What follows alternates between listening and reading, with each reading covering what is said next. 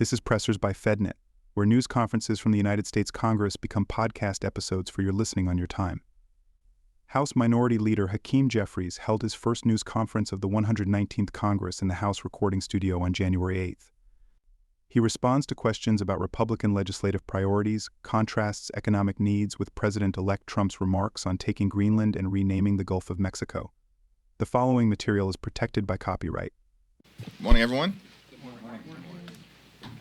Let me begin by expressing our deepest thoughts and prayers with the people of Los Angeles County who are in the face of a horrific extreme weather event with their lives, property, homes, and families being threatened in a very horrific manner. We are thankful for the service and sacrifice of the firefighters and first responders who are racing toward danger to save the lives of others. It's exactly why we must continue to support our first responders, our public employees, and our government agencies that need to be there in times of need for everyday Americans. House Democrats are prepared to provide any support necessary to this administration, to the state government in California, and to the people of Los Angeles County as they navigate through these tragic fires. Questions? Mr. Thank you. Good morning. There were 48 Democrats who voted for the Lake and Riley Act yesterday. Is there a divide in the party? More Democrats voted for this than last time, but number two, were Democrats a little bit asleep at the switch, not dealing with immigration, and does this reflect that maybe they've gotten religion as we go forward? House Democrats look forward to working with the incoming administration and our Republican colleagues on securing the border in a common sense manner and fixing our broken immigration system in a bipartisan and comprehensive way. But what about those members, though, who voted that way? The idea that there was criticism that Democrats didn't take immigration seriously. Was there a regret, and that's why some of those votes changed? It's my understanding that there were approximately 8 to 10 additional Democratic votes this year as compared to last year. There are 30 new members of the House Democratic Caucus. Thank you, Mr. Leader. I know over the summer you met and had a private conversation with President Biden in the run-up to his decision to exit the 2024 race. In a new interview in USA Today, he says that he believes that he could have beaten President Trump based on the polling. You saw the polling as well. Is the president right? We're looking forward, not backward. But was he right? Could he have beat the former president? Same answer. President-elect. Thank you, Leader Jeffries, and Happy New Year. Trump said yesterday that he's going to pardon those involved in January 6th in the first hour of his term. What is your response? Pardoning a violent mob that attacked the Capitol as part of a concerted effort to halt the peaceful transfer of power, seriously injured more than 140 heroic police officers, threatened to hang Mike Pence, assassinate the Speaker of the House, and hunt down members of Congress is the height of irresponsibility. Thank you, sir. Yesterday, Speaker Johnson said that they want to put the debt ceiling in a budget reconciliation package specifically so they can avoid having to negotiate with Democrats. I wonder what you think of that, but I also wonder if there are any bills that Democrats may not be able to support because of that. The Republican Party wants to cut Social Security, Medicare, Medicaid, veterans benefits, and nutritional assistance from the children and families in this country. House Democrats will not support those reckless cuts because our focus should be on lowering the high cost of living for everyday Americans and working class folks all across this land, and not facilitating the GOP tax scam part 2, which is designed simply to enact massive tax breaks for billionaires and wealthy corporations and not help those Americans who are really in need. Leader Jeffries, thank you. You mentioned that House Democrats stand ready to help those in California in need. I'm curious, what could that assistance look like, and how quickly do you think that that could become a reality? We will evaluate requests that are made from the governor of California, as well as likely from the current administration, and we're prepared to act quickly and stay in Washington as long as necessary in order to get that emergency relief out to the families who are in harm's way in California.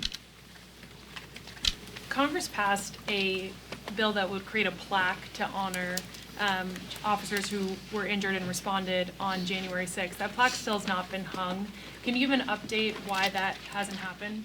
That's a question you have to direct to the Speaker of the House of Representatives. Have you pressed him on it I believe recently? we've sent him correspondence on that. Leader Jeffries, thank you. What kind of dialogue have you had with the incoming administration, the incoming president, especially given that he'll be on the Hill later today?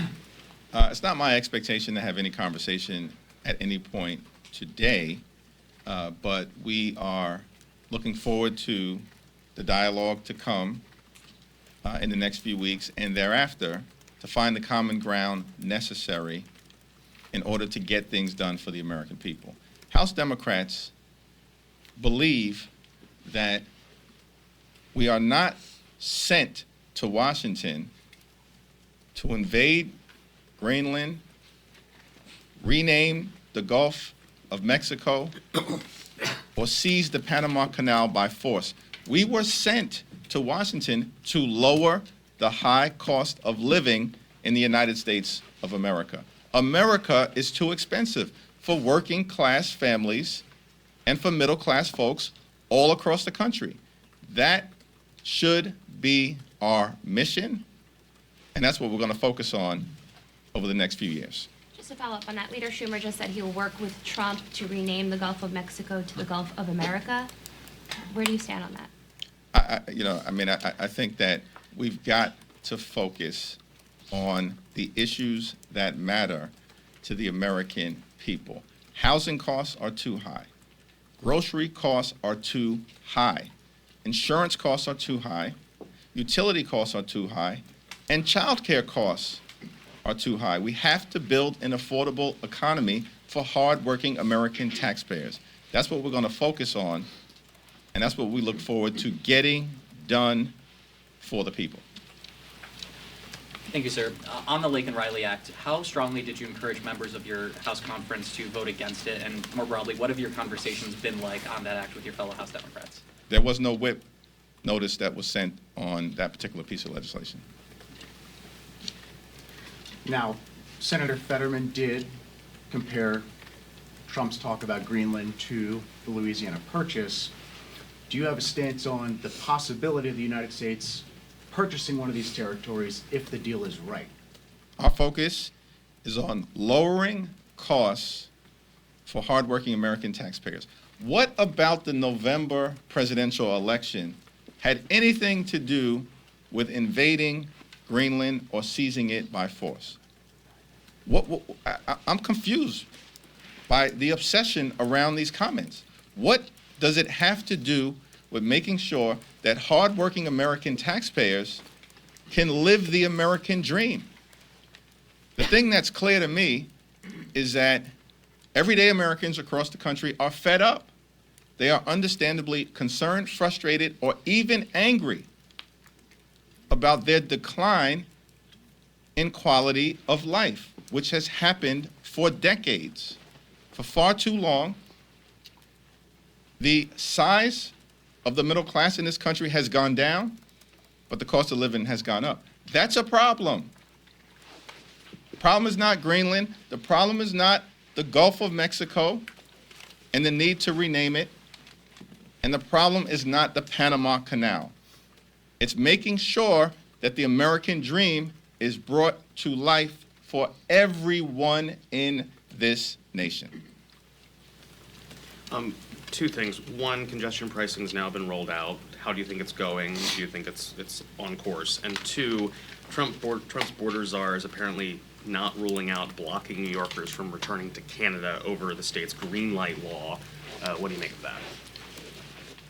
I don't make much of those comments. I have no idea the context that they were made.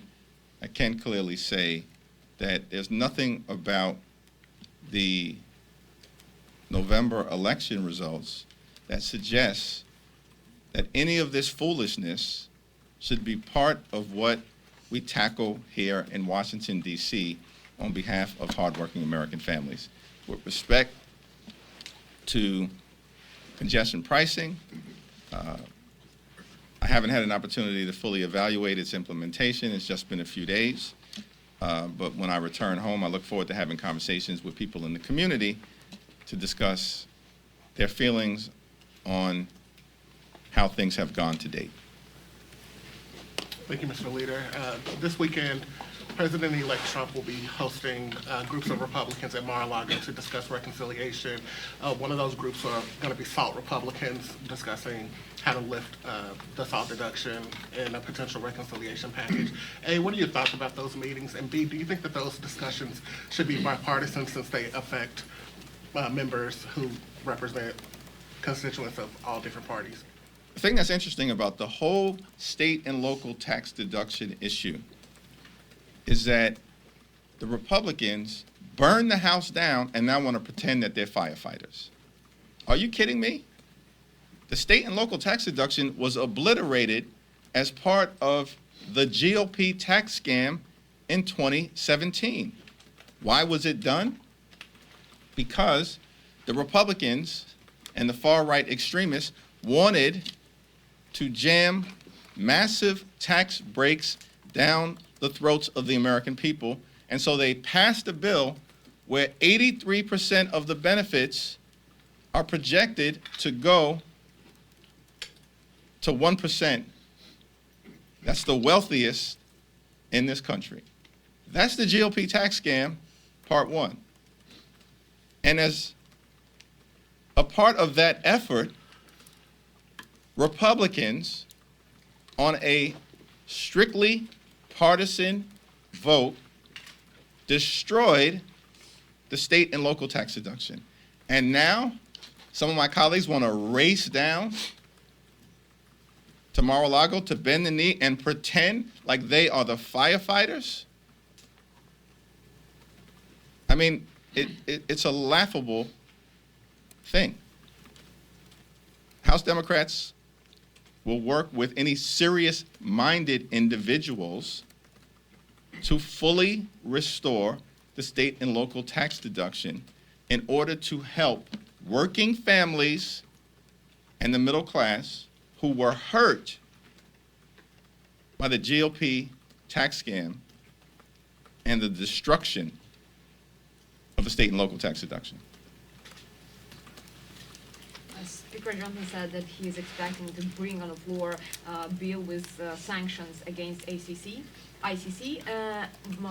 Well, prior to that, ICC released an arrest warrant against Vladimir Putin because of his abduction of Ukrainian children. Do you think sanctions against ICC may undermine efforts to bring to justice Russian government? And do you agree with this bill personally? I voted against the bill in the last Congress, and I'll evaluate how I will vote against or for the bill in the next few days. Where do you specifically see places for bipartisan cooperation on immigration? Is the border deal from last Congress the floor?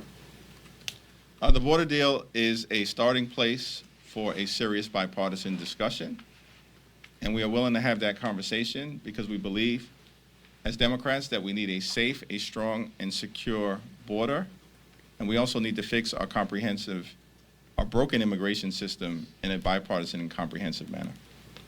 Thanks. Everyone good? Okay. Hi, Leader. Thank you. So yesterday at his press conference, Speaker Johnson said that the Democrats were still going through an identity crisis. What's your response to that, and any updates on those like listening sessions or the kind of reevaluation here post-election? Yeah, I'm not quite sure what that means, but it's going to be interesting to see how the Republicans, with their overwhelming majority in the House and the Senate and the overwhelming electoral mandate that they have, can get things done to lower costs for the American people.